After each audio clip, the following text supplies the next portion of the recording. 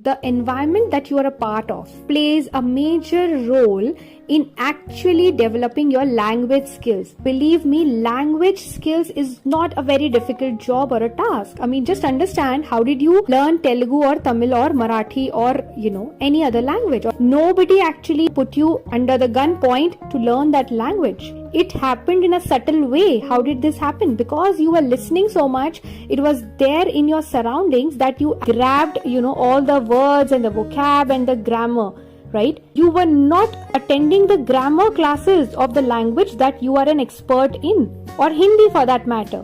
I mean, look at people, how fluently they can speak in Hindi. But when you tell them, you have to give the same speech in English, now people start shaking. Their voice is trembling from inside. They have butterflies inside their stomach.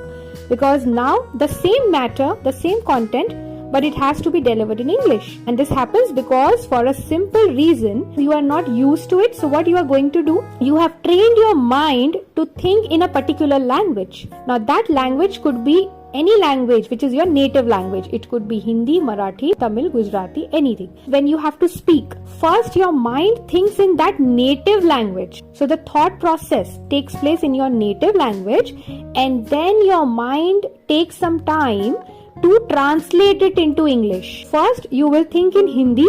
What are the different words? You will frame the sentence in Hindi. Then you will take some pains and you will start converting it into English. Definitely, if you are converting it, you are going to face some problems. And when you feel it's difficult, when your mind feels there is a pressure, inside your mind to convert it every time. So your mind tells you, no, it is not easy. It's a psychological obstacle that you face. When your mind gives you a signal that this is actually scary, I have to convert it every time. Why do I need to translate? You better talk in Hindi or you better talk in Bengali. Why do I need to translate it into English? Now your mind directs you that leave this language. It is not meant for you. It is difficult. Why it is difficult? Because I have to translate every time and I have to take little more pains. Why don't you talk in your mother tongue? And because of this, what happens? Every time you start speaking, let's say with your friends or with your family in English, you feel that I have to improve. You start speaking them with them in English. But then when your mind feels certain kind of pressure, you switch on to your favorite language because you can speak fast. Now, why you are speaking fast? Because your mind knows everything about that language. How does that happen? Because you have already trained your mind. So how about training your mind to speak in that particular language which you are scared of? Let's say English. Now you will say, ma'am, how do I train? The answer is very simple. The way you trained your mind for a native language, similar is the process for English language. How will the process change? Now go back to your childhood and ask yourself, how did I train my mind? See, mind is a kind of a complex tool and at the same time a very simple tool. It depends on us, how do we deal with it. So why to make it complex? Let's make it very simple. You need to go back, in your childhood and try to analyze, how did I train my mind to speak Gujarati? What did I do exactly?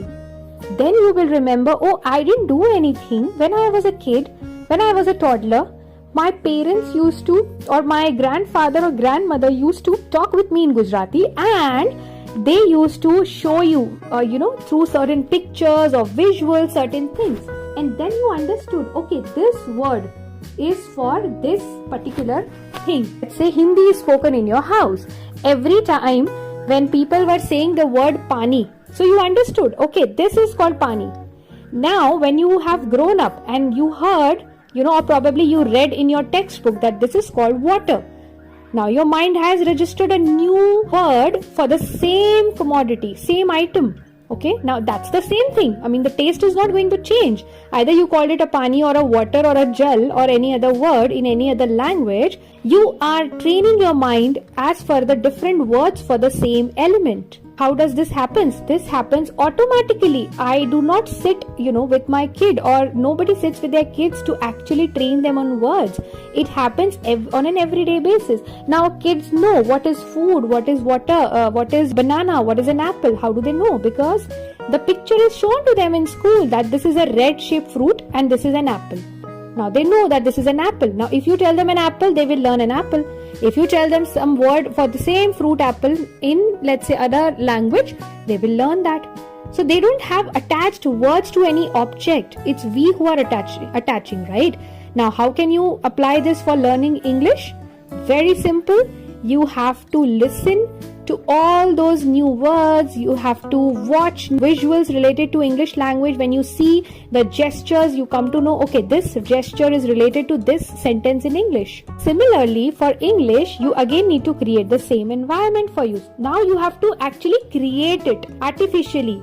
For your native language, it was created naturally. Similar is the case with foreign countries. In UK, US, that is their natural environment, and that is why they are so fluent with English, because every day they are listening, they are speaking, they are watching only English. So now, if you do the same with your own environment, you literally create that environment. You listen to podcasts, to audiobooks, you listen to content in English, you consume that content, you try to talk with your friends, even though you feel it difficult, you talk with yourself while watching yourself in a mirror, and you build this habit. So to think in English, you need to follow all these techniques. Once you follow these techniques, you start thinking in English.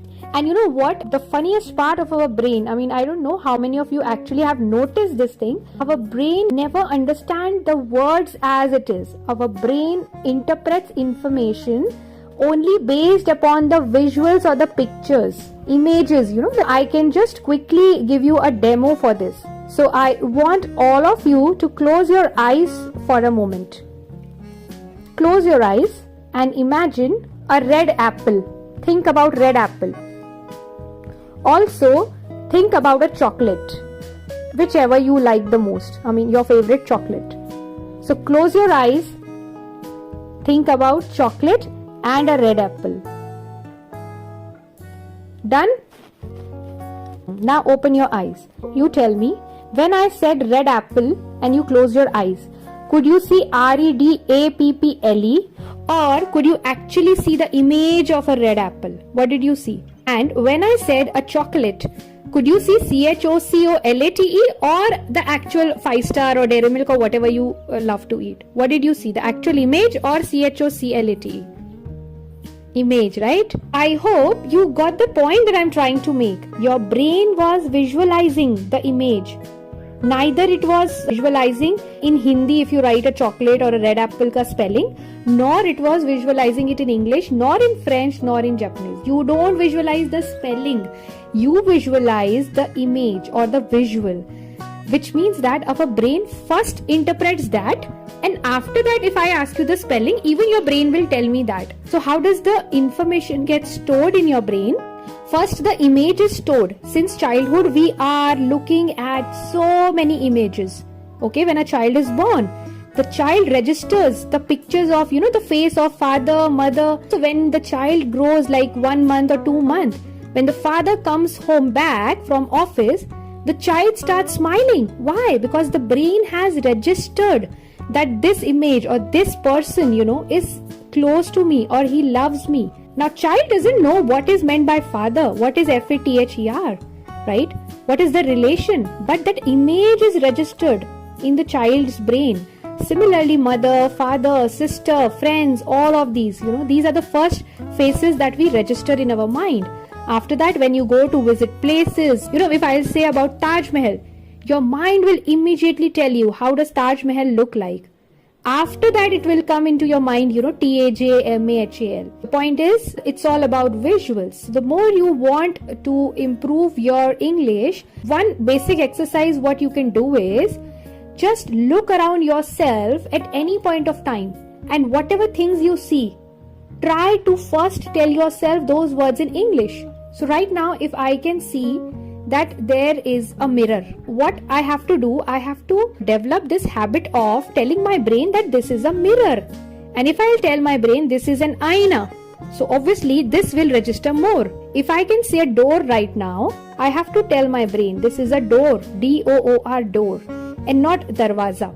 You already know it is a darwaza because you have been listening Hindi. Now you are training your mind to be expert in English. So you better use those words and try to play with your mind. Now this is one of the exercise, okay, to train your mind. Whenever you are free, just look around. Just look at the ceiling. Oh, this is a fan. This is a mirror. This is a glass. This is a wardrobe. This is a chair. This is a bed. Try to listen as much English as possible. The more you listen, the more it gets into your mind. I don't believe in only indulging yourself with understanding the tenses and verbs and adverbs. I mean, you get to know all of these things. But first, create your environment of English. And you have to do it. Honestly, I consume so much of content in English. I can definitely give some credit to that habit also of mine, wherein I could improve my English. I listen to podcasts for 1.5 hours. I love to listen a lot of audiobooks, and also I have been curating content based on English. I am always talking a lot about how do you improve your English. Now, why do I do that? I do that intentionally because I know I'm growing as a person in that whole process. Now, I don't have to think so much. I mean, see, I'm talking to you people. I don't have a script right now. I am not reading it from somewhere. So I'm just thinking and I'm speaking. So whatever I'm saying, I don't have anything to read from. It's all coming straight from my mind. And how is this possible? Because I've trained my mind to speak in this way. Now, because it has become a part of my habit. And it is very simple. Put your earplugs and listen to good English. And what I mean by good English is, don't go with technical or difficult one first. I can definitely use certain complicated words. I'm not doing it intentionally so that everybody can understand. Because somebody's level is high, somebody is low, somebody's level is average. First, you also listen to simple plain English, which is easy for you to understand. The plain words, simple words.